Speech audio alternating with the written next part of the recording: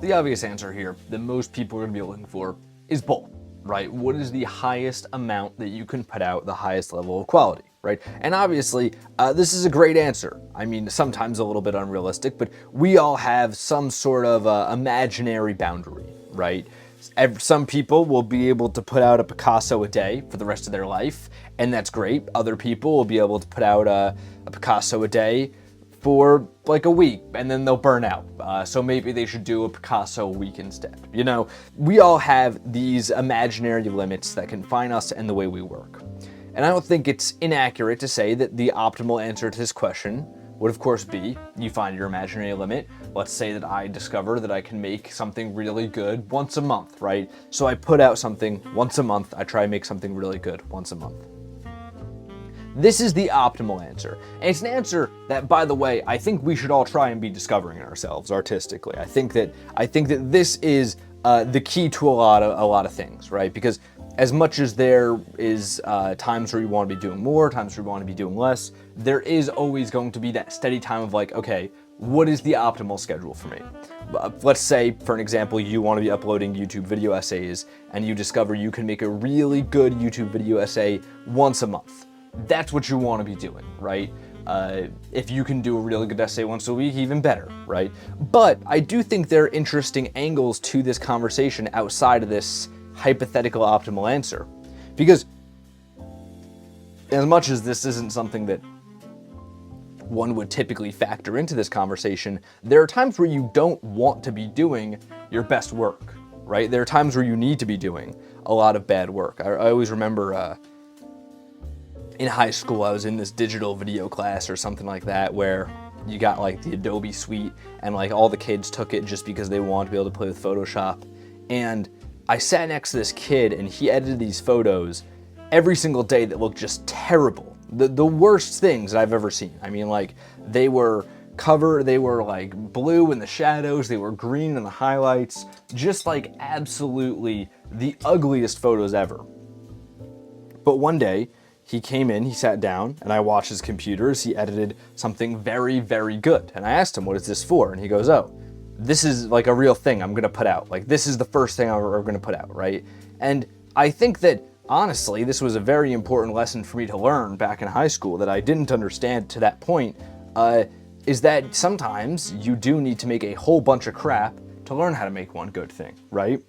I think this is kind of a similar thing to like testing your limits in sports, right?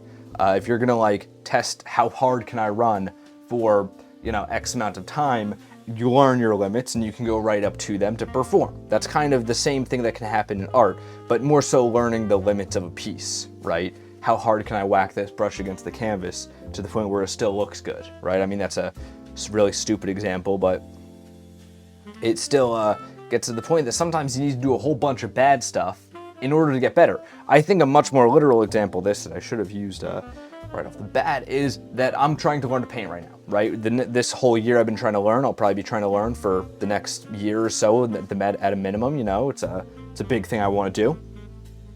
It would not be advantageous by any means right now for me to sit down and be like, I will be making a great painting once a month. That's actually part of the reason why I make this a daily series, because it forces me to make a painting every day, right? I think that creating daily is an extremely important thing, and if I were to be like, okay, every month of 2025, I'm going to make an amazing painting, I could probably do it. I mean, if I spent the time on it, if I really used references, trace, and really crunch down on the time, but I could end up with 12 okay paintings, maybe even good paintings, again, if I really put in the time, but I wouldn't be a good painter, right? I would have 12 good images, but the only thing that actually got better over that year is my ego. If you ask me to sit down and spit something out in, a couple minutes, or just come up with something off the top of my head and throw it down on a canvas, you would never get anything good out of me, because I didn't learn how to paint. I learned how to make 12 images. And this is a trap I think people often find themselves in art, where it's like, they learn how to make really great things, but they never learn how to actually become a great artist. And this isn't me by any means trying to be like, look, the way I do these paintings is the best thing ever, and I'm a genius for this. But I do think that having times like this of like, I'm doing something that is going to be a little bit worse right now is a deeply important thing And I think that people that spend, it's valid too, to spend a ton of time on art. Honestly, because of the way I've done things my whole life, I'm not great at spending a whole ton of time on art, right? Like if you ask me, make a painting over the next month, I probably wouldn't be able to do that.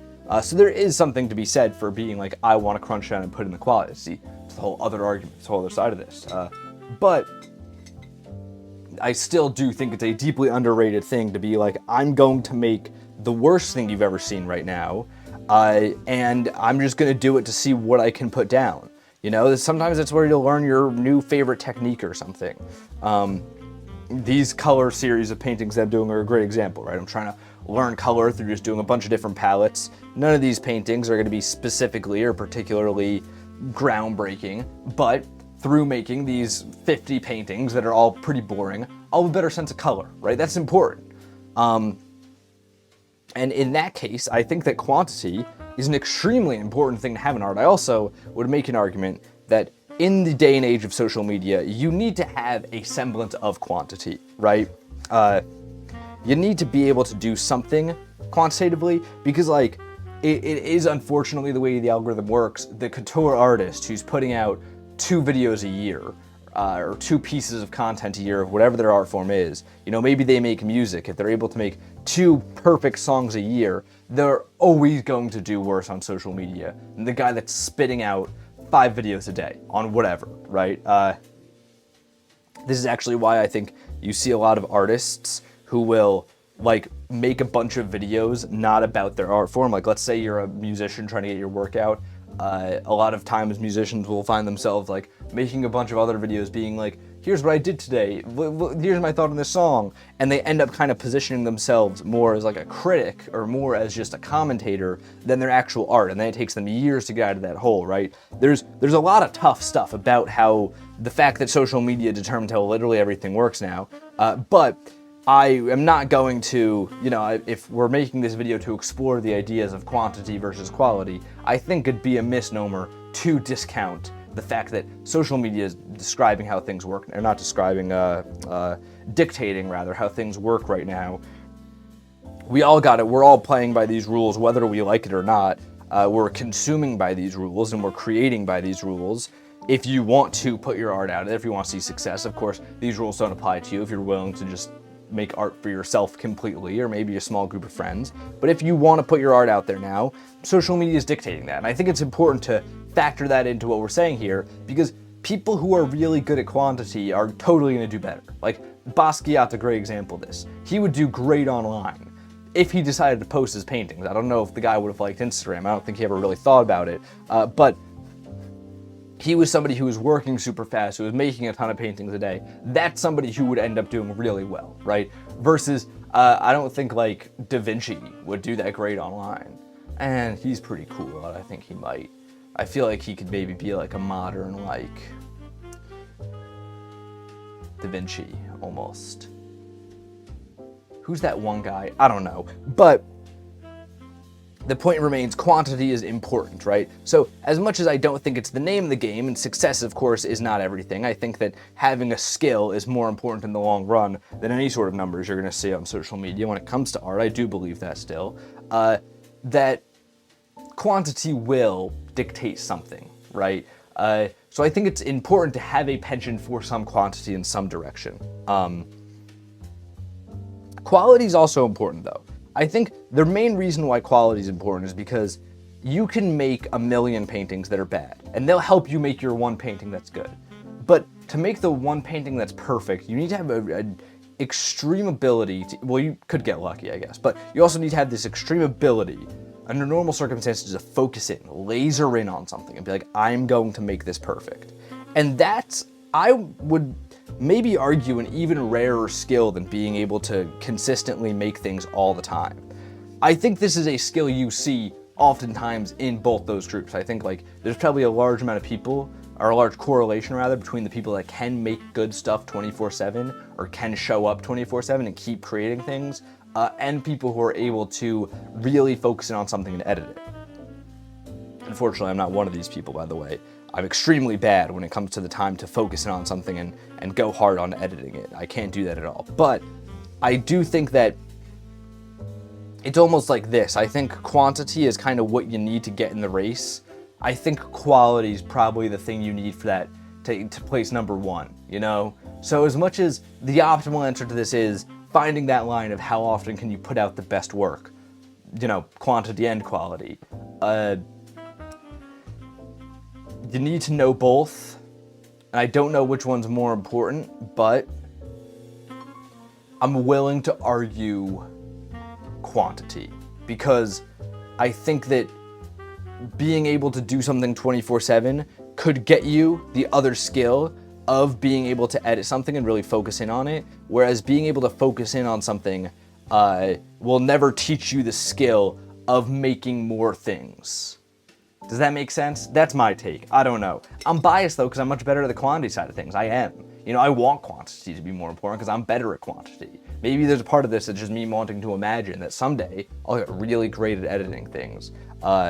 I mean, maybe that'll be true. Who knows? I'm still young. I got 20 years at least ahead of me to figure that out. So, you know, hopefully I'm right on this. You know, I'll come back when I'm like 45 and be like, did I do it? Anyways, this is the painting, new palette, some blues, some grays. The blues are what's strong in every other palette, right? So we got to go in on some blues here. It's all right. I don't know.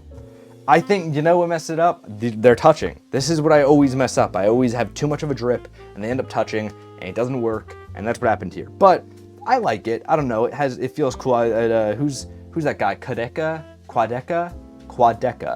He's been making music.